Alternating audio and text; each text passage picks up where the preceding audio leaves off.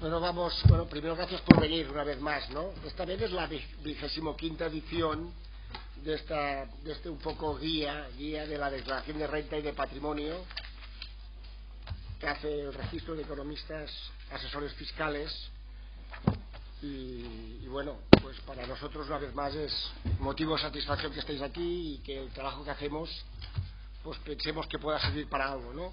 Evidentemente, pues aparte de lo que podamos decir aquí y preguntar, pues evidentemente estamos a vuestra disposición, pues para las preguntas que podáis hacer a partir de hoy, ¿no?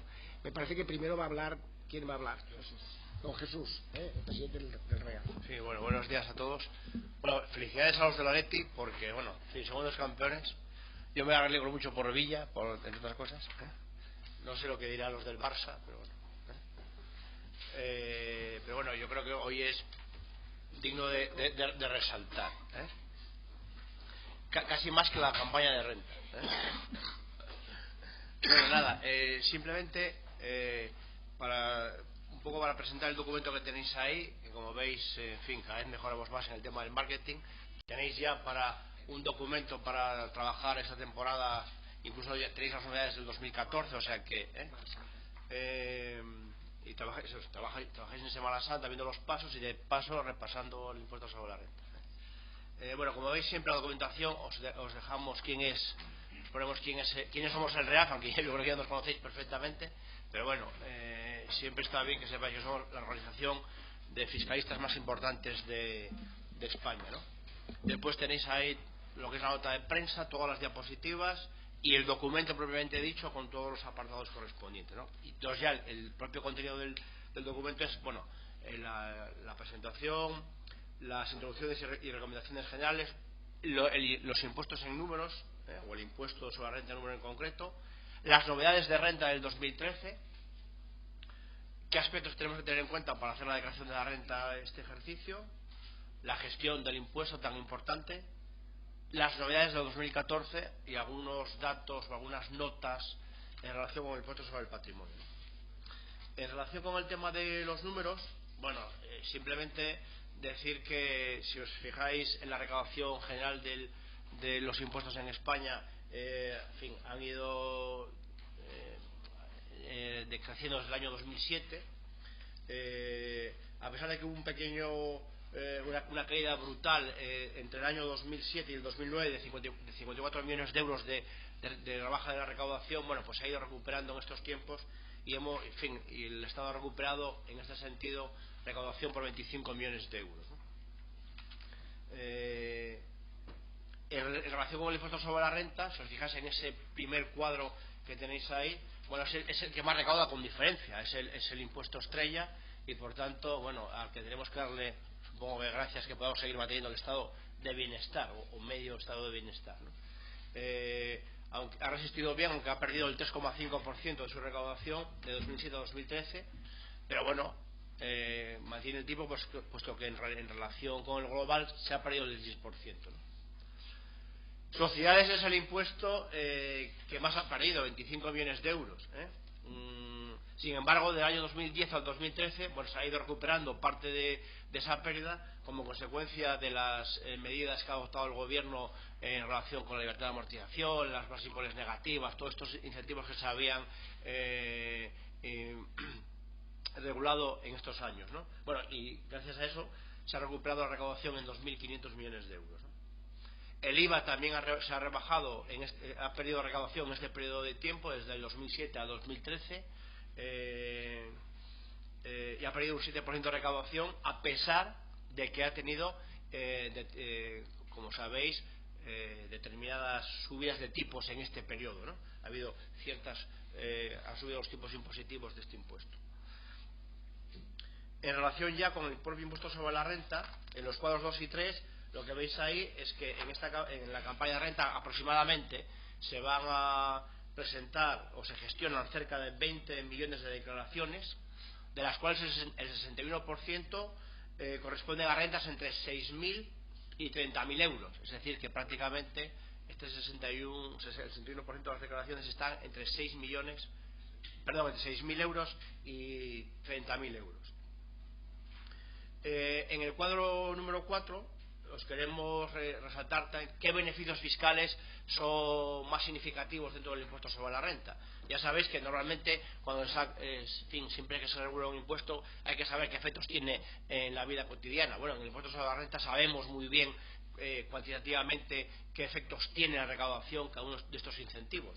Bueno, pues ahí tenéis que la reducción del trabajo supone 6.800.000 millones de recaudación. La reducción por inversiones casi 2.000 millones, y la tributación conjunta unos 1.800 millones, ¿vale? Y en relación con las aportaciones a planes de pensiones, bueno, en general a planes de previsión social, ese incentivo fiscal supone 1.111 millones de euros. Bueno, en el cuadro número 5 vemos la distribución de la carga impositiva según los tramos. Bueno, y ahí podéis observar cómo el 53% de las declaraciones son las de bases imponibles hasta 16.500 euros, y que esas declaraciones solo contribuyen al 4% de la recaudación total del impuesto. Después, el 1,7% de las declaraciones con base por encima de 84.000 euros, que representan el 25,7% de la recaudación. Es decir, que las declaraciones por encima de 84.000 euros, bueno, pues es el 1,7% y recaudan el 25,7% del total. Y el 60% de la recaudación de este impuesto proviene de las declaraciones cuyas bases imponibles se declaran entre 15.000 y 60.000 euros. Es decir, que ahí está la masa media española, la clase media aportando una parte importantísima de la recaudación del impuesto sobre la renta. Bueno, en el cuadro 6, como siempre, ya os lo hemos puesto muchas veces, que es la comparativa de los marginales del impuesto sobre la renta en muchos países. Bueno, y en España tenemos bueno, de los más altos, y yo que vivo en Asturias pues también, en fin, me asumo al cargo de ser de los que más pagamos los marginales. Y en el cuadro 7 ya tenemos lo que es el propio impuesto sobre el patrimonio, que como veis también ha sufrido un descenso en su recaudación, puesto que en el año 2008 había recaudado unos 2.000 millones de euros, pero resulta que ahora ha bajado a 739 en el año 2011. Pero bueno, aquí también tenéis que tener en cuenta que se han regulado mayores exenciones en cuantía, es decir, bases imponibles hasta 700.000 euros no tienen que tributar, y además si le añadimos 300.000 euros por la vivienda habitual, se pone 1 millón de euros por contribuyente. Bueno, eso también ha supuesto que su recaudación haya bajado, ¿no? Bueno, y el 53% de la recaudación de este impuesto corresponde a patrimonios que están entre 1,5 y 6 millones de euros, con una recaudación media de estos contribuyentes sobre 9.685 euros. Bueno, y nada más, esto es lo que queríamos hablar un poco sobre los números, lo tenéis en el documento, era un poco para introducirlo. Y ahora Luis va a explicar, Rubén va a explicar las novedades del año 2013, que hay unas cuantas. Bueno, que hay muchas más que tienen ustedes en el dossier que le hemos entregado, pues aquí vamos a reflejar pues la más importante del 2013. La primera novedad viene un poco con la atribución en especie de la vivienda. Típico caso que la empresa cede una vivienda para que lo use el directivo o el trabajador de la empresa, siempre y cuando la vivienda no sea propiedad de la empresa, que la empresa pues es el arrendatario. En estos casos, antes del 2013, se valoraba o bien por el 10% o el 5% de valor catastral. Bueno, pues a partir del 2013 esta valoración en especie cambia, de tal manera que se va a valorar para el trabajador pues por el coste, es decir, por el precio que paga la empresa mes a mes por el alquiler.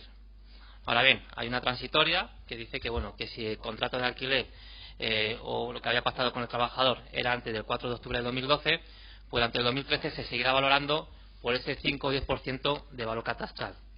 Esto es porque entra dentro de la política de retribución flexible de la empresa con el trabajador, y por tanto, bueno, pues ya estaban los contratos hechos. Pero en cualquier caso, en el año 2014, sí o sí, ya la valoración de esta vivienda será por el precio de coste y no por el valor catastral.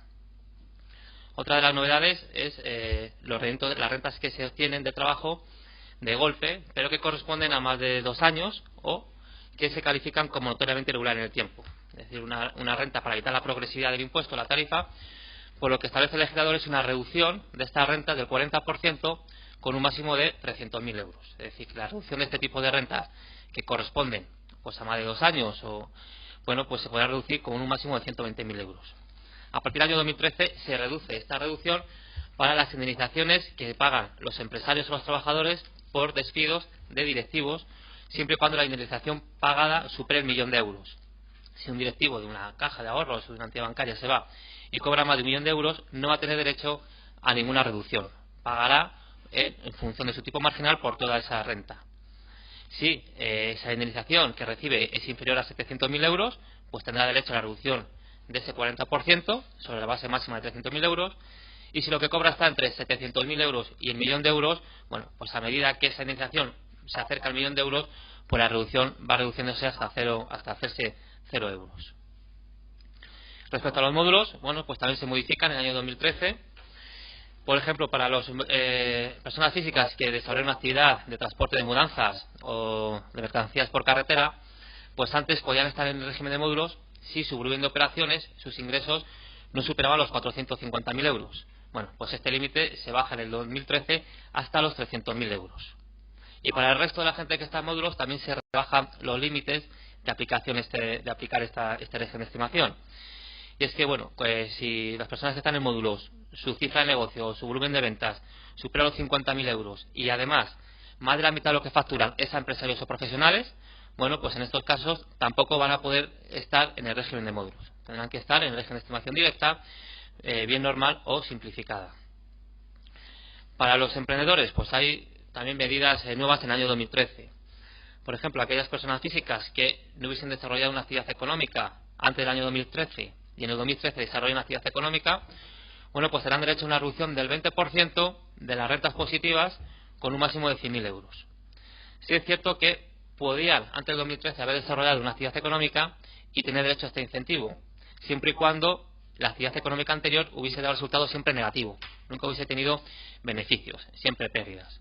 Bueno, pues la reducción se va a aplicar a partir del primer año en el que este empresario obtiene el beneficio, y solamente son 2 años consecutivos. Si en el 2014 tiene beneficio, aplica esta reducción del 20%, y en el 2015. Si en el 2015 el resultado es negativo, pues pierde. Solamente tendrá derecho a 1 año de esta reducción. Porque, como he dicho, son 2 años consecutivos, independientemente de que el segundo año tenga rentas negativas o rentas positivas. Otra de las modificaciones del año 2013 se refiere a que las ganancias o pérdidas patrimoniales que se hayan generado en más de 1 año, en menos de 1 año, es decir, de que compro hasta que vendo, no han transcurrido 12 meses, pues han pasado de tributar a la parte del ahorro a tributar a la parte general. Es decir, en lugar de tributar al 21, 25, 27%, a tributar al tipo marginal, que, como ha dicho Jesús, puede llegar en algunas comunidades autónomas hasta el 56%. Otras novedades, bueno, y quizás por las que más conocemos, es la supresión de la deducción por vivienda habitual para aquellos contribuyentes que adquieran la vivienda a partir del 2013. En este caso, esos contribuyentes ya no van a tener derecho a ningún incentivo fiscal. Pero esta novedad sí que lleva una transitoria. Por tanto, todos los contribuyentes que hubiesen adquirido la vivienda antes de enero de 2013 sí que tienen derecho a seguir aplicando la deducción del 15% sobre una base máxima de 9.040 euros, ¿vale? Es decir, en este caso hay una transitoria. Lo mismo pasa con las cuentas de ahorro vivienda. Ya no tiene sentido, ya no sabe por qué desaparece la adquisición por vivienda habitual, pero sí que pueden deducirse aquellos contribuyentes que ya adquirieron, que abrieron una cuenta de ahorro vivienda. Si en el 2013 ha caducado el plazo de los 4 años, que es el periodo que dice el legislador máximo para comprar la vivienda habitual, pues pierden la deducción y por tanto tendrán que devolver todas las cantidades que se han deducido de manera improcedente, junto con los intereses de demora, ¿vale? Porque en el año 2012 sí es cierto que aquellos contribuyentes que no querían ya comprar la vivienda habitual porque no tenían derecho a la deducción, pudieron devolver las cuantías de esta cuenta de ahorro vivienda sin interés de demora. Bueno, a partir de 2013 ya se les exigen los intereses de demora.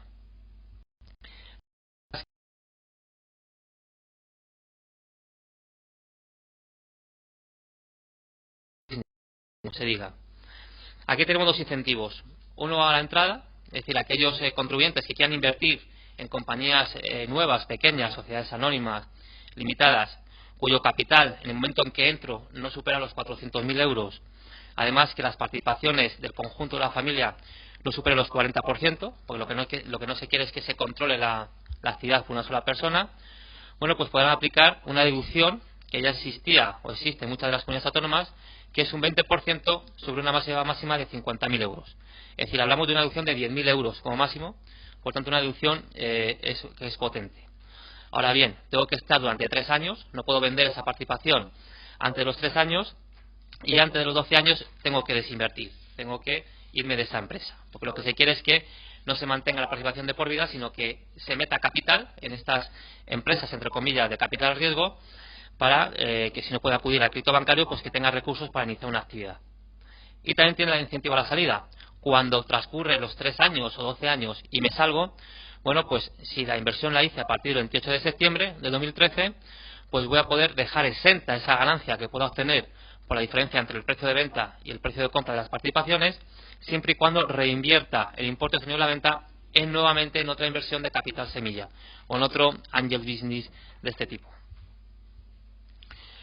Otra deducción para el 2013 que es nueva para los empresarios y profesionales es que si adquiero bienes nuevos de inversiones inmobiliarias o activos materiales, bueno, pues podré aplicar una deducción del 5 o del 10% de mi rendimiento de actividad económica, ¿vale? Eso lo que quiere es incentivar la capitalización de los empresarios, que en lugar de repartir beneficios, bueno, pues que no los repartan y con esos beneficios adquieran estos inmovilizados nuevos.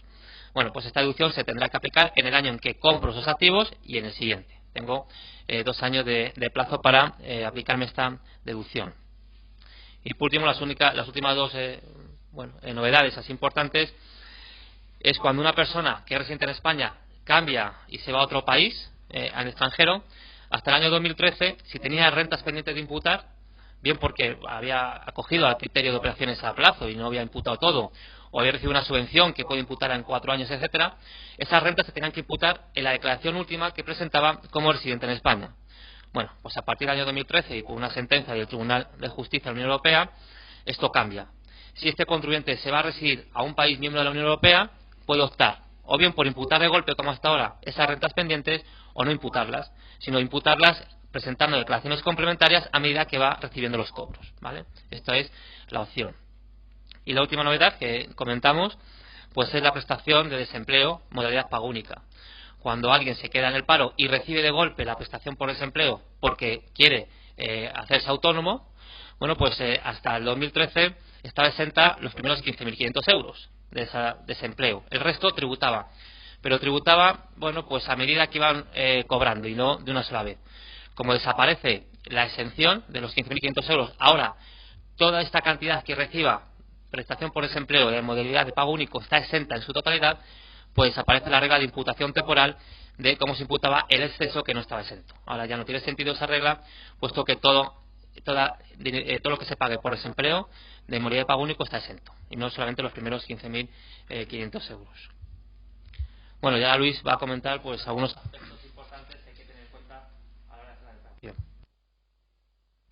Lo único que queremos ver con esto pues es algunas cuestiones que desde nuestro punto de vista pues presentan algún problema o hay alguna confusión, ¿no? cuando nos ponemos a hacer la declaración de la renta. Entonces, bueno, pues lo primero que he puesto ahí es lo del despido cese, que bueno, quizá esto ya esté un poco más claro, porque lleva un cierto tiempo. Sabéis que cambió la norma laboral en febrero de 2012, desapareció el despido express.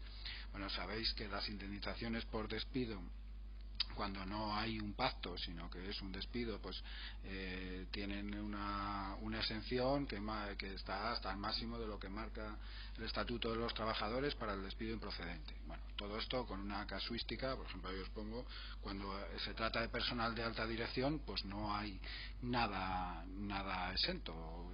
Sin embargo, sí que bueno tendrán un pacto la empresa con el directivo, y en algunos casos tienen que pagarle 7 días, pero nada de esto va a estar exento. Pero bueno, en general, hasta el año 2012 lo típico era o que hubiera un despido, que el empresario le decía, oiga, mire, que le despido y reconozco que es improcedente y le pago tanto. Bueno, pues hasta la indemnización máxima que el Estatuto de los Trabajadores establecía en aquel entonces, los 45 días por año trabajado con máximo de 42 mensualidades y tal, pues hasta eso estaba exento y se acabó. ¿Qué pasa con la reforma laboral? Bueno, pues para empezar que desaparece el despido exprés, con lo cual para que la indemnización por despido improcedente sea esté exenta, tiene que haber acudido empresa de trabajador al servicio de mediación, arbitraje y conciliación, o que haya una sentencia, ¿de acuerdo? Entonces, en esos casos, hasta lo que marca el Estatuto de los Trabajadores, que bueno, eso ha cambiado y tal, pues estará exento. En los ERES, sabéis que bueno, antes era de una manera, después hubo una regulación que también lo que se pagaba en los despidos colectivos pues quedaba exento, también con el máximo de lo que marcaba el Estatuto de los Trabajadores para el despido improcedente, que en los ERES probablemente lo obligatorio era menos, lo que pasa que bueno, se llegaba al final a un acuerdo en la regulación para pagar lo que fuera. Bueno, pues mientras eso estuviera por debajo de lo que marca el Estatuto de los Trabajadores para el despido improcedente, exento. Ahora, ¿qué pasa puede haber despidos individuales por causas económicas, organizativas, en fin, por problemas que se han presentado en la empresa, que bueno, también se despide al trabajador por esas causas? Ahí no es necesario ir al SMAC y hay una consulta de tributos, ni que haya una sentencia firme, ¿de acuerdo? Luego ahí, mientras estemos dentro de lo que marca el Estatuto de los Trabajadores, pues no habrá ningún problema para que esa indemnización esté exenta. En cuanto a ganancias patrimoniales exentas, bueno, pues recuerdo una que a lo mejor este año no hay que recordarla tanto, pero más adelante sí que habrá que recordarla porque quedará ahí en el olvido, que es las que se originen por transmisiones de inmuebles urbanos adquiridos desde el 12 de mayo de 2012 al 31 de diciembre de 2012. Fue una de estas medidas que salió para, en fin, no sé, pensando que alguien iba a ir corriendo a comprar inmuebles urbanos porque tenía esta gran ventaja que luego la plusvalía no iba a tributar. No sé si eso habrá tenido alguna incidencia, me temo que no, en las adquisiciones de inmuebles urbanos, pero bueno, ahí ha quedado esa exención. Cuando se transmita esos inmuebles, pues no tributarán. Entonces, bueno, todos los años habrá que acordarse de eso, ¿no?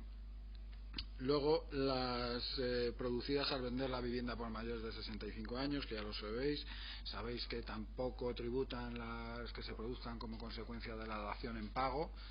Ahí, bueno, sí se puede producir, porque como se daban préstamos que eran muy grandes, eran más de lo que costaba la vivienda cuando no se ha pagado, y entonces, bueno, ya veis que la ganancia patrimonial en estos casos se va a ver por la diferencia entre lo que nos dan, digamos, cuando se transmite este inmueble al que se le, digamos, que se queda al banco con él porque no paga el propietario. Bueno, pues lo que le da el banco en realidad es, al ser una permuta, es lo que debía esta persona, y lo que debía esta persona pues muchas veces era más de lo que le costó el piso, pues porque el préstamo había ido pues por el ciento no sé cuántos por ciento del valor del piso, ¿no? Y eso se compara con el valor de adquisición del piso. Luego hay o en esos casos una ganancia patrimonial, en estos que la norma fiscal ha salido al paso para decir, oiga, ya que este señor lo está pasando tan mal, que no tribute. Y esto siempre para personas que están en el umbral de exclusión social, de un real decreto que fue el que reguló esto, ¿no? Luego, cuando se donan empresas familiares o participaciones en empresas familiares, bueno, pues esta plusvalía que se le produce al que las dona, por lo típico que el padre le dona las participaciones en la empresa familiar al hijo y sale de las funciones directivas. Bueno, hay una serie de requisitos que tiene que cumplir. Si se cumplen los requisitos, cuidado, los requisitos de la norma estatal, porque estas donaciones, muchas comunidades también han mejorado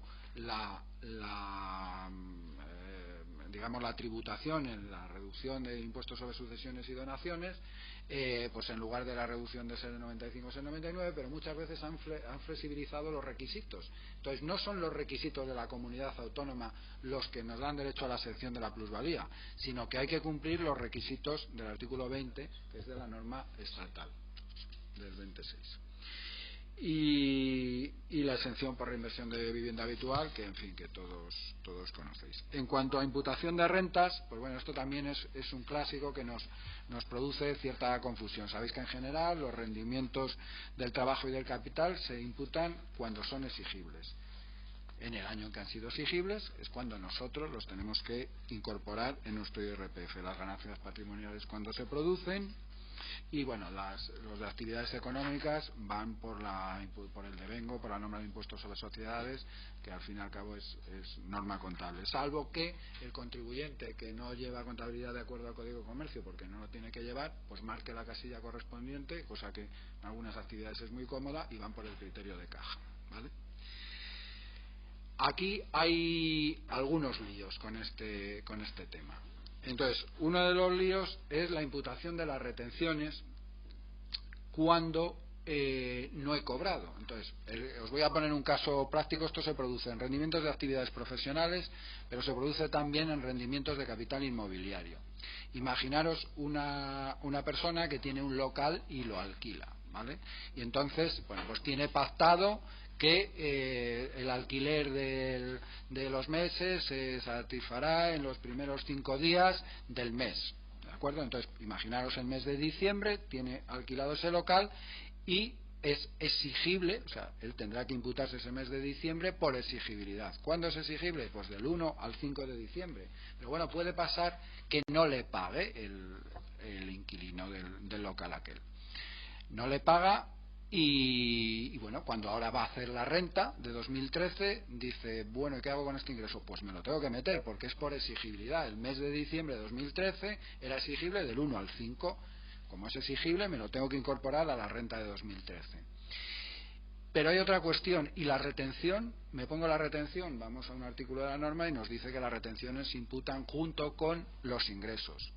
Pero veremos a ver los casos, se la puede imputar, o sea, se la puede poner en esta declaración de 2013 o no, dependiendo de qué. Supongamos que la empresa que está ya alquilada le ha pagado hoy. En ese caso, la obligación de retener que tiene la empresa alquilada habrá nacido hoy, que es el día del pago. Esa empresa no puede retener hasta que no paga, ¿de acuerdo? Entonces, hoy habrá nacido ese derecho. Si hoy no hemos presentado la renta, nos imputaremos el ingreso por el alquiler de diciembre y nos imputaremos la retención. Pero si esta empresa me paga el 30 de septiembre, en ese caso, ahora que voy a hacer la renta, no me han pagado, no tenía que retenerme a aquella empresa porque no me ha pagado, me tengo que imputar el ingreso y no me puedo poner la retención. Con esto hay que tener cuidado.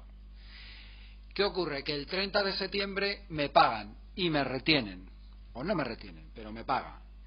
Desde el momento en que me paga, desde ese momento yo puedo solicitar la rectificación de la autoliquidación que presenté mañana, la declaración, en mayo de 2013, ¿de acuerdo? Incorporarme la retención para que me la devuelvan, para que me lo devuelvan porque a mí me salió a ingresar, imaginemos, o para que me devuelvan más si aún no me han devuelto y me tenían que devolver, ¿de acuerdo? Entonces sí se imputa junto con el ingreso, pero no se imputa hasta que no nació la obligación de retener, que es cuando se produce el pago. Rendimientos del trabajo, también es un clásico. Sabéis que los rendimientos del trabajo, pues también al año en que se producen es cuando hay que imputarlos, en el momento en que son exigibles. Pero bueno, hay unas reglas especiales para, claro, que no se quebrante la economía del trabajador cuando ha sido exigible un rendimiento del trabajo y sin embargo la empresa no le ha pagado. Entonces, cuando por causas no imputables a él la empresa no le ha pagado, estamos hablando de atrasos, ¿de acuerdo? Y entonces, hasta que no se perciben los atrasos, no hay que meterlos. Cuando se perciben los atrasos, ¿qué se hace? Pues se ponen en el año en que se deberían de poner, en el año en que son exigibles. Entonces, imaginemos que declaramos ahora 2013 y la empresa, por lo que sea, no nos ha pagado. Pues entonces nosotros en la declaración de la renta de 2013 no nos ponemos nada de esos ingresos de trabajo. Sin embargo, nos paga en en diciembre de 2014. Bueno, pues entre diciembre de 2014 y el siguiente plazo de renta tenemos que presentar una declaración complementaria de 2013 sin que no va a llevar intereses de demora ni va a llevar ningún recargo, donde nos meteremos esos atrasos. Si lo que pasa no es que la empresa no nos pague, sino que se está dilucidando si tiene que pagar o no pagar, y esto se dirime en un tribunal, entonces en ese caso no hay que imputar hasta el ejercicio, no cuando era exigible o podría ser exigible, no, se imputará en el año en que adquiera firmeza la sentencia. Por ejemplo, en el año 2013 nosotros hemos estado trabajando en la empresa y creemos que nos tiene que pagar unas horas extras que hemos hecho, y la empresa dice que no, que esto no, esto va en el sueldo, yo no le tengo que pagar nada, y entonces nos vamos a un juzgado, y el juzgado a estas fechas no ha dicho nada de aquello todavía, pues nosotros nada, en el año 2013 no metemos nada. Hay una sentencia firme sobre este asunto, quiero decir que no se recurre y que ya es definitiva, en el año 2014, donde dice sí, la empresa le tiene que pagar 427 euros de horas extras de 2013. Bueno, pues lo tendremos que meter en la declaración de la renta de 2014. Pero en la declaración de la renta de 2014, pero cuando lo percibamos, quiero decir que si la empresa luego tarda en pagarnos, tendremos y nos pagan en 2017 las horas extras de 2013 por una sentencia firme de 2014, tendremos que hacer en 2017, y solo entonces, antes no habremos metido esas rentas, con una complementaria de 2014, donde meteremos los 427 euros de las horas extras de 2013. ¿Vale? Y luego, esto lo voy a complicar un poco más con lo del Fogasa, ¿no? Entonces, vamos a ver, es que tristemente estas cosas ahora se dan. Entonces, hay veces que la empresa no paga y paga el Fogasa, como sabéis. Bueno, en esos casos todo va exactamente igual que lo que os he explicado, como si lo pagara la empresa. Lo que pasa que lo paga el Fogasa. En principio todo exactamente igual. Si la empresa no pagaba y por causas no imputables a nosotros no nos pagaba y al final paga el Fogasa, eso para nosotros es un atraso. Y entonces, ¿cuándo lo incluiremos? Cuando lo percibamos y con una complementaria del ejercicio al que pertenece. Si hubo una sentencia, como en el caso anterior, y la empresa no nos paga y nos paga al final el Fogasa, pues entonces, ¿eso cuándo lo imputaremos? En el año en que fue firme la sentencia. Exactamente igual, aunque no lo haya pagado el Fogasa. Pero hay una particularidad con el Fogasa, y la particularidad es que va a retener como un pagador autónomo, no como la empresa. Entonces, si por ejemplo nos está pagando, digamos, un atraso el Fogasa, entonces hay una norma especial para los atrasos. Cuando la empresa nos paga un atraso nos tiene que retener al 15%, tipo fijo, ¿vale? Entonces el Fogasa no va a hacer eso, porque para el Fogasa no es un atraso, y probablemente si es una cantidad pequeña no nos retendrá. Eso no quiere decir que nosotros podamos poner la cantidad indebidamente retenida, no, es como si fuera otro pagador, ¿de acuerdo? Lo pondremos y ya está. Y luego una llamada de atención a los trabajadores de empresas concursadas, que me decía antes Jesús San Martín, porque él lo está viendo en su trabajo diario, que miren bien los certificados, porque muchas veces las empresas en concurso están dando certificados de retribuciones que no han pagado. Entonces, oiga, no, si no me ha pagado, esto es un atraso, en principio, salvo que esté recurrido en el tribunal, y como es un atraso, hasta que no lo perciba, nada, no me lo imputo. Entonces, si alguien en 2013 tiene un certificado de una empresa que está en concurso y le pone unas retribuciones que no ha percibido, pues que no se las tiene que poner en el IRPF de 2013, ¿de acuerdo? Tendrá que meterlas en el IRPF de 2013 cuando se le paguen, con una complementaria. Luego, supone que no tiene que adelantar el dinero, lo cual no está nada mal. Luego, querría llamar la atención sobre que esto también yo creo que hasta ha salido en los periódicos, las pensiones percibidas del extranjero. Pues hay un lío tremendo, hay manifestaciones. Aquellas personas que emigraron, que vamos, muy frecuente, porque fue en los años 60, a países, en muchos casos de Europa o de donde fuere, da igual, y ahora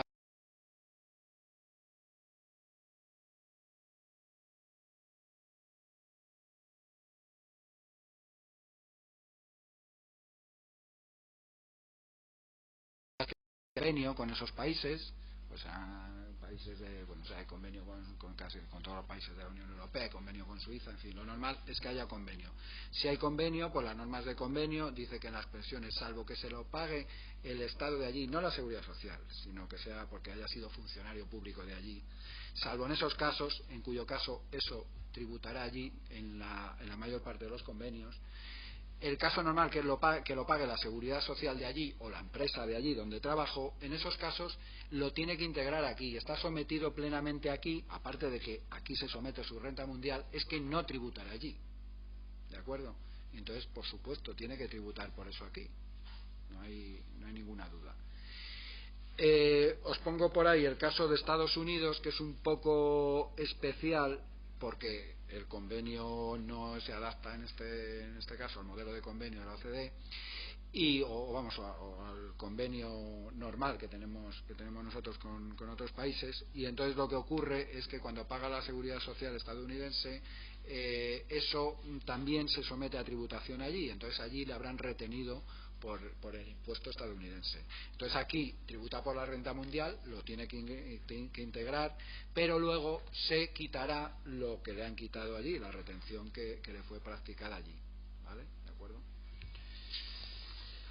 En cuanto a administradores, bueno, pues esto, aquí también hay un cierto lío con los administradores que además realizan funciones directivas. Sabéis que esto hay, bueno, toda una jurisprudencia sobre el tema de que aunque esté cobrando por una relación laboral, si es un directivo y además es administrador, pues todo esto se subsume en la relación mercantil y eso lleva aparejado una serie de causas, de consecuencias. Y entonces, pues es que no se le aplican algunas, pues no sé, las retribuciones en especie que no tributan, por ejemplo, no, esta persona si le están pagando el seguro médico, pues no, pues esa retribución de los 500 euros por persona de su unidad familiar y tal, va a tributar, no como un trabajador normal que hasta esos importes pues no tributa. No tiene exoneradas de gravamen las dietas y gastos de viaje como cualquier trabajador que va desde su lugar de trabajo a trabajar y le pagan 0,19 euros el kilómetro y tal. Bueno, pues sale de esos temas. Aquí os pongo la distinción entre rendimientos de capital inmobiliario y actividades económicas, pero bueno, yo creo que tampoco en personas físicas, esto es casi más importante en personas jurídicas. En personas físicas normalmente todas las personas físicas, o casi todas, tienen sus rendimientos de capital inmobiliario, sus alquileres, no son actividades económicas normalmente, porque no tienen local y persona empleada para ello. Luego, si alguien tiene curiosidad, hablamos de esto. En los gastos de rendimiento de capital inmobiliario, por lo típico de cualquier persona que tiene alquilados, pues no sé, locales o viviendas, tiene que tener en cuenta que en los periodos en los que no tiene inquilino, en los que está en expectativa de alquiler, pues hay determinados gastos que no se puede deducir, vamos, que solo se puede deducir por los gastos de reparación para poner aquello en condiciones de alquilarse de nuevo, porque pues no sé, la parte de gastos financieros, si es que tiene del año, que corresponde a esos 2 meses que no ha habido inquilino, pues no se lo puede deducir. La parte del coste del IBI de esos 2 meses no se la puede deducir. Lo de los suministros, por supuesto, no se lo puede deducir de esos 2 meses. Y al revés, en esos 2 meses tendrá que imputar rentas inmobiliarias al 1,1% del valor catastral por un sexto del año, ¿vale? Que tenga cuidado. En cuanto a la reducción del rendimiento neto de alquileres, cuando lo que se alquila es vivienda, bueno, pues ahí también hay muchas consultas de tributos que nos perfilan bien sobre qué alquileres se aplica y sobre qué alquileres no. Entonces, pues el alquiler de casa rural, aunque no se presten servicios de, pues no sé, de restauración, etcétera, que en ese caso, por supuesto, estaríamos hablando de una actividad económica y no se le aplicaría esto del 60%, pues no se aplica. ¿Por qué? Bueno, pues porque cuando alquilamos una casa rural no es para irnos a vivir allí. Si fuera para irnos a vivir allí no habría problema, sino que es, bueno, pues eso, para unos periodos, pero no es con vocación de vivienda habitual. Entonces no se le aplica la reducción del 60%, igual que no se le aplica a los alquileres de apartamentos por vacaciones por el mismo motivo. Y luego tenemos la discusión de cuando se aplica en el caso de que se alquile un piso a una empresa para que viva el empleado de la empresa allí. ¿De acuerdo? Entonces, la Dirección General de Tributos ha decidido que no, porque esto no es alquiler para vivienda, porque en un primer paso se alquila a la empresa, ¿de acuerdo? Pero ya van apareciendo algunas sentencias y bueno, ahí os cito las fechas, además en el documento pues por ejemplo del Tribunal Superior de Justicia de Madrid nosotros ya conocemos dos, y de Cataluña hay otra, que bueno, que dicen que como finalmente ahí va a vivir una persona, pues que sí se le aplique la reducción del 60%. En cuanto al rendimiento de capital mobiliario, pues bueno, hemos puesto lo de las preferentes, que puede ser este año lo más significativo, que nos plantee más dudas por lo novedoso. Y la deuda subordinada aquella, ¿no? Entonces, vamos a ver. Ahí tendríamos fundamentalmente tres casos, ¿no? Sobre dos de ellos hay consultas de tributos que lo han intentado aclarar, y sobre otro no. Entonces, bueno, un primer caso sería aquella persona que tenía preferentes, entonces se las canjearon por acciones que en aquel momento del canje pues valían menos de lo que eran las preferentes, ¿no? Ese ha sido el caso habitual. Entonces, en este caso, ¿qué ocurre? Bueno, las preferentes se considera cesión de capitales ajenos a terceros, por lo tanto esto va como rendimiento de capital mobiliario, en este caso negativo, porque yo adquirí unas preferentes por 30.000 euros y en el canje me dieron acciones que en aquel momento valían 10.000. Luego he tenido un rendimiento de capital mobiliario negativo de 20.000 euros. Este rendimiento de capital mobiliario negativo pues solo lo podré compensar con los rendimientos de capital mobiliario positivo, y si no se absorben en 2013 pues tendré 4 años para intentar hacer lo mismo en ejercicios siguientes, ¿vale? Cuando transmita las acciones que me dieron, pues tendré una ganancia o una pérdida patrimonial, dependiendo de que después valieran más o menos del canje que a mí me hicieron. Pues eso irá por ganancias y pérdidas. En 2013, si el periodo de tiempo transcurrido fue menor de un año, pues esa ganancia patrimonial irá a la base general, y si fue ganancia patrimonial, y si fue pérdida igual, y si pasó más de un año, por lo menos 2014, pues irá a la base del ahorro, y ya está. Y estas bases además no comunican, o sea, esta parte, aunque fuera base del ahorro, porque yo en 2014, porque había pasado más de un año cuando las vendí, no me comunica con los rendimientos de capital mobiliario negativos, ¿vale? O sea que eso está ahí. Si luego yo me reclamé, como ha ocurrido en algunos casos, sí, fui allí, pero hombre, esto no puede ser, ¿cómo es esto? Y dicen, bueno, pues usted que era mayor y tal, pues le vamos a dar 5.000 euros. Y me lo han dado en 2013, pues esos 5.000 euros serán rendimiento de capital mobiliario positivo. Rendimiento de capital mobiliario, que eso sí me los podré, compensar con el negativo que se me generó en el canje de la preferente o de la deuda subordinada. Luego está el caso, que yo creo que es en Bankia sobre todo, de la gente que ha ido al laudo arbitral, ¿vale? En este caso es muy diferente, hay una consulta de tributos, y entonces la solución que le han dado es una solución bastante práctica, yo creo que es buena para el contribuyente, porque evita estos rendimientos negativos que luego no pueda compensar no tenga otros para compensar con ellos y me los coma, ¿no? Desde el punto de vista fiscal. Entonces, en este caso lo que se hace es que, bueno, a la persona le canjearon las preferentes por acciones, pues eso, tenía adquiridas a 30.000, se las canjearon por acciones que en aquel momento valían 10.000. Y luego más adelante firmó un papel, yo qué sé, en septiembre o en junio de 2013, donde decía que iba el laudo arbitral. Y finalmente en el laudo le dicen, bueno, pues a usted por estas preferentes le tendríamos que dar 25.000 euros.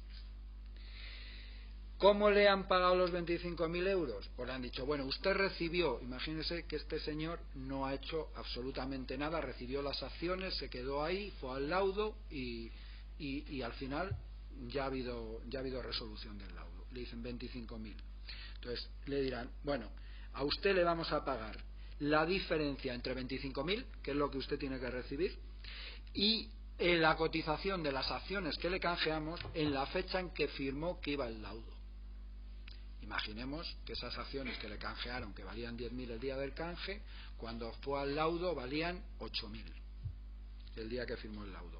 Como le tienen que dar 25.000, pues ahora le pagan la diferencia entre 8.000 y 25.000, que son 17.000.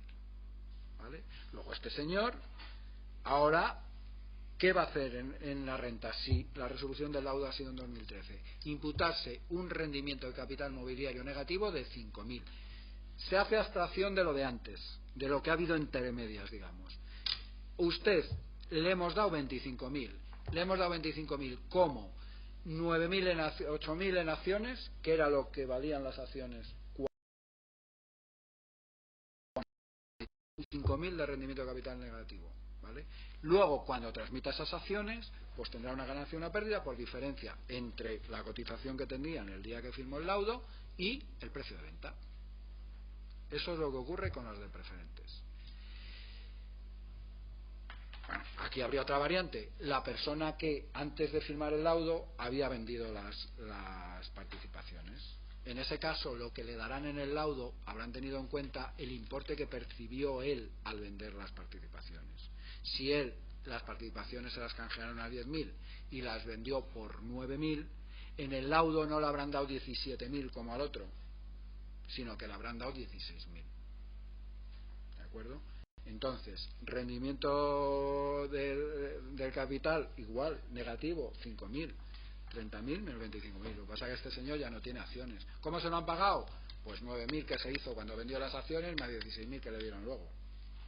¿De acuerdo? Y este ya no tiene mayor problema. El otro sí que luego, el que se quedó con las acciones y luego vende acciones, pues tendrá lo que tenga cuando venda las acciones. Y luego estaría el caso de la gente que ha ido a los tribunales.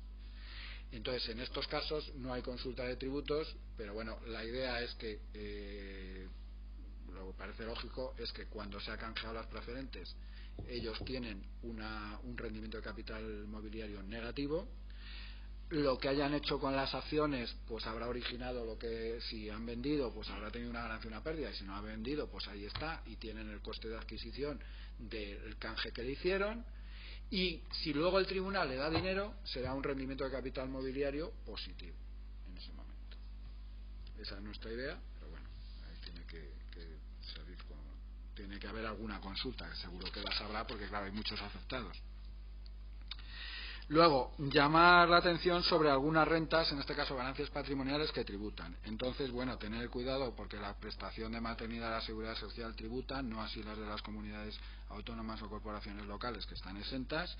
Las ayudas del plan PIBE, esto de los automóviles tributa. Las indemnizaciones por daños patrimoniales, pues imaginaros una indemnización por una responsabilidad civil por un daño patrimonial, se compararía si es de un edificio. Si simplemente se repara el daño no pasa nada, pero si pues el edificio se ha quemado y no tenemos edificio, pues lo que nos den habrá que compararlo con lo que nos costó el edificio, eso por supuesto. Las subvenciones por alquiler de vivienda, si hay alguna comunidad autónoma, de algún municipio, de aquellas que había en el Estado, todo eso tributa. Bueno, no es ganancia patrimonial, pero lo del plan Prepara lo de los 400 euros que cobran las personas que ya se les ha acabado el paro y tal, en principio tributa. Lo que pasa, bueno, normalmente no estarán obligados a declarar, pero si se juntara con otras rentas y estuvieran en la obligación de declarar, pues tendrían que tributar por ello, porque en ningún sitio dice que esto esté exento.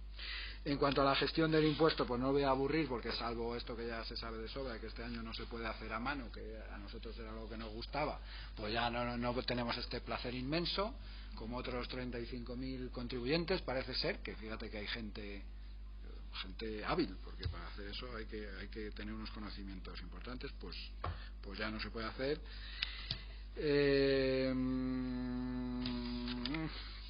¿Qué más? Nada más que bueno, que miremos el borrador. Entonces, ya sabéis lo que decimos siempre, el borrador es una herramienta muy útil, pero hay que mirarlo antes de confirmarlo. O sea, es que aquí nos pasa, o sea, todos los días, pero gente de aquí, de esta casa, trabajadores de aquí que vienen, ahora me he dado cuenta, y esto, pues esto no va así. Anda, pues yo ya he confirmado el borrador. Bueno, hay que mirar el borrador. Es que le pasa a muchísima gente, es una cosa frecuentísima, sobre todo si nos sale a devolver, que nos enciscamos rápidamente, aquello es terrible, ¿no? Cuanto antes, claro, bueno. Entonces, vamos a ver, individualización de rentas de los matrimonios. Bueno, esto muchas veces los datos que tiene Hacienda, por ejemplo, de rendimientos de capital mobiliario, lógicamente son los que facilita la entidad bancaria. Si en una cuenta estamos con nuestros hijos, bueno, pues tenemos un hijo y el matrimonio, pues esto nos imputará una tercera parte de los rendimientos de capital mobiliario, de las retenciones. Pero claro, si yo estoy en separación de bienes y aunque está mi mujer en la cuenta, esa cuenta es solo mía, es privativa, pues me la tengo que imputar yo. Entonces eso, hay mil cosas. Los hijos que se ponen con los padres mayores y se lo imputan al hijo, el hijo no tiene nada que ver en aquello. Bueno, pues hay que corregir el borrador, no me lo voy a poner, lógicamente. En inmuebles se dan muchos casos, además no se corrigen, eso yo no sé por qué, pero hay con la imputación de rentas inmobiliarias, imaginaros, de una segunda residencia, pues la escritura la firmó el marido o la mujer, están en gananciales y solo aparece en la imputación a nombre de uno de ellos, se lo tienen que poner los dos. Eso hay que corregirlo. Por supuesto, los gastos estos sindicales y tal no tiene el dato Hacienda, con lo cual no nos aparece. Eso tenemos que acordarnos. Hemos pagado cuotas sindicales, hemos pagado cuotas a colegios profesionales que son deducibles. Bueno, pues nos lo tenemos que poner. No sé, deducciones por adquisición de vivienda es muy frecuente también. Eso ya no sé muy bien por qué, que el porcentaje del préstamo utilizado para la adquisición de vivienda esté mal. Yo no sé si es porque nos hemos liado en un principio, porque este dato yo creo que está tomado de años anteriores, porque nos hemos liado, como te dice, qué porcentaje del préstamo se ha empleado para adquirir la vivienda y luego además ese préstamo está al 50% entre el marido y la mujer. Ahí hay un lío que a veces no te ponen, en el caso por ejemplo de matrimonio, el 50%, sino que te ponen menos del 50% de lo pagado. Entonces, bueno, hay que verlo, que nos estamos jugando a una deducción del 15%, a lo mejor de 9.000 euros, que puede ser relativamente importante. Por supuesto, si traemos de atrás deducciones, en fin, las deducciones de las comunidades autónomas, también frecuentísimo. Luego, a finales de junio, ahí va, si hay una de los niños que escolarizados y no sé qué, y ya he presentado el borrador, ¿no? Bueno. Luego, aquí os traigo una cuestión que, bueno, esto tiene un poco relación con la reforma del impuesto. Ya que se va a hacer la reforma del impuesto, bueno, pues llamar la atención sobre una cosa que a nosotros nos parece una disfunción importante que bueno, que tiene su motivo, pero que no es buena cosa, desde luego, y que habría que corregir. Entonces, es daros cuenta de la progresividad tremenda que sufren las rentas entre 11.500 y 16.000 euros. Los ingresos brutos del trabajo, concretamente, entre 11.500 y 16.000 euros, que es para lo que nosotros hemos hecho el cálculo. Entonces, bueno, yendo al grano, a una persona que le ofrezcan hacer 50 horas extras a 10 euros la hora, por la que le pagarían 500 euros, pues saber que a su casa solo va a llevarse ¿cuánto he dicho? 50 horas a 10 euros, 500 euros. Bueno, pues que a su casa se va a llevar pues poco más de 300 euros. ¿Por qué? Pues porque va a pagar un 44% en algunos casos de ese plus. Esto no tiene sentido. Si veis el cuadro, veis que la progresividad del 43-47% está para rentas superiores a 70.000, a 110.000 euros, no para rentas de estas, que lo lógico es que eso tributara al tipo mínimo, que es el 24,75 en estos momentos, ¿no? Bueno, pues no. ¿Por qué ocurre esto? Bueno, pues es curioso. Ocurre porque la reducción por rentas del trabajo, que sabéis que está entre 4.080 y no sé si son 2.652 euros, y esa es la reducción en base, y la deducción de los 400 euros famosos, que está para rentas entre 8.000 y 12.000 euros, son decrecientes. Y entonces esta persona no es el tipo, que el tipo es el 24,75, porque él está en el tramo hasta 17.707 euros, su tipo es el 24,75, es que cada euro que gana le disminuye la reducción y le disminuye la deducción de los 400 euros. Que tiene sentido que estas reducciones sean decrecientes para evitar el salto de base, ¿vale? Pero que está produciendo un efecto súper pernicioso, que porque la gente no se ha dado cuenta, ¿vale?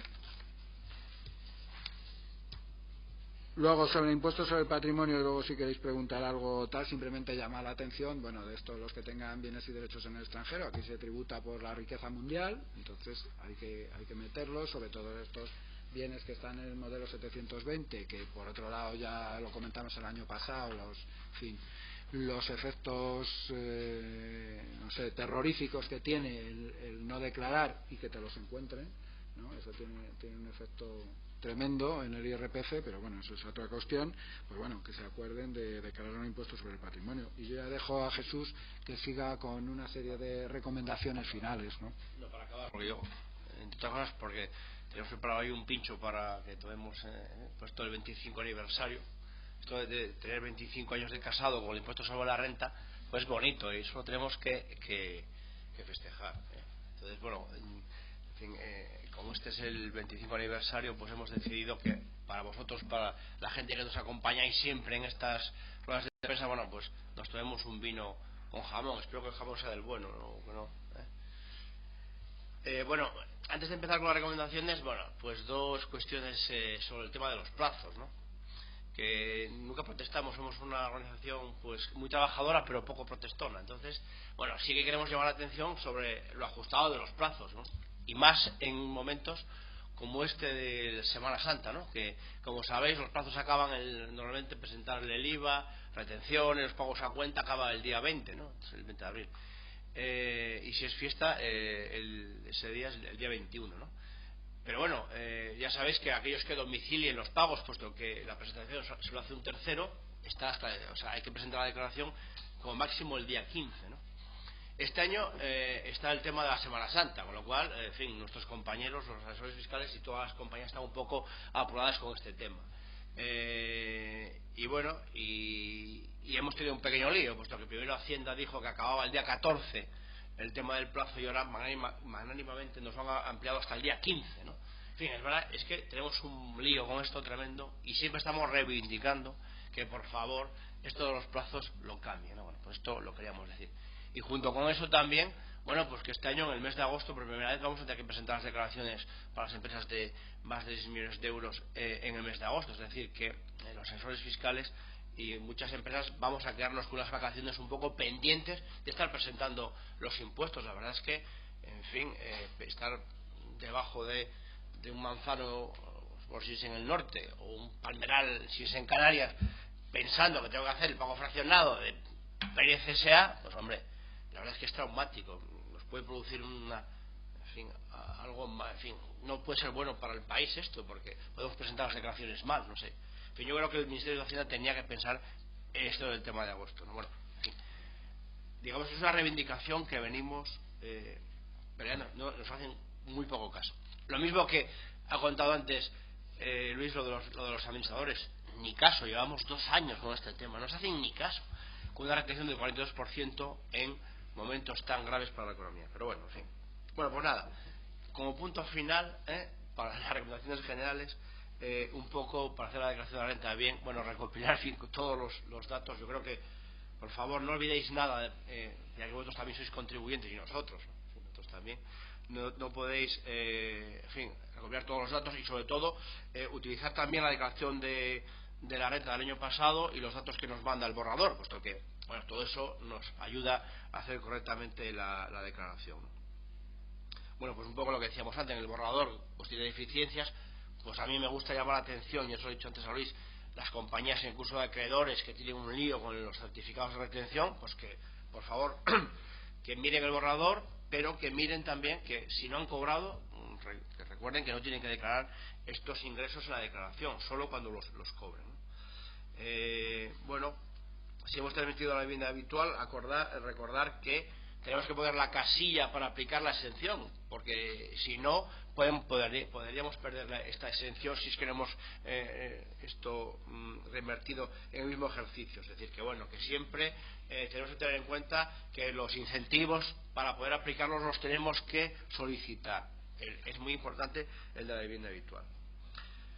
Si tenéis que declarar patrimonio, que yo creo aquí me da la sensación que hay unos cuantos que declaráis patrimonio, pues recordar que se hace por internet. Ya sé que en Madrid no pagáis, bueno, y en Madrid se presentará por encima cuando se tengan activos por encima de 2 millones de euros aproximadamente. Los que jugáis en bolsa seguro que tenéis ese patrimonio. Los de Invertia que están ahí seguro que tienen patrimonio. Bueno, pues nada, simplemente que hay que presentarla por internet y bueno, y para ello debemos de disponer de un certificado electrónico admitido por la agencia tributaria para poder presentarlo. Luego, teóricamente habría que ir a un asesor fiscal o a las declaraciones con un número de referencia, bueno, en fin, o bien bueno, presentarlo por las delegaciones de Hacienda, que a veces también las recogen, ¿no? Recordaros que tuvieseis cuentas de ahorro de vivienda, que no hayáis podido aplicar el incentivo por la compra de vivienda, que en este ejercicio deberíais de devolver las cantidades deducidas indebidamente más los correspondientes intereses de demora. Bueno, lo que dijo antes Luis de los chequeos de las deducciones autonómicas.